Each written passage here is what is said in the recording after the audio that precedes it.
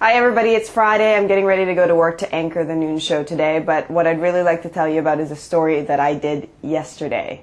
Now, I think this is when local news is at its best. I talked to a viewer who called us because his bank account was skimmed, meaning that somehow somebody got a hold of his ATM PIN number and money was coming in out of his account. He lost $15,000, and he banks with Polish Credit Union, which is a smaller institution, and for 7 weeks he was sort of trying to get his money back, and he was getting letters and getting the runaround.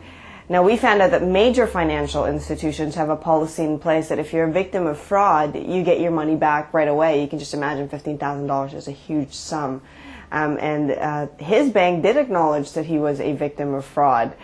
But this is what I mean when I say local news is at its best, because we came knocking on the door of the Polish Credit Union and asked for an explanation, and sure enough, they said that he is going to get his money back, and he might get his money back as early as today or Monday. Now, I don't know, you decide whether that's a coincidence or not, but it seems that whenever we come knocking, they seem to pay attention a little bit more. Now, here's the catch. It didn't air yesterday because we had some technical difficulties.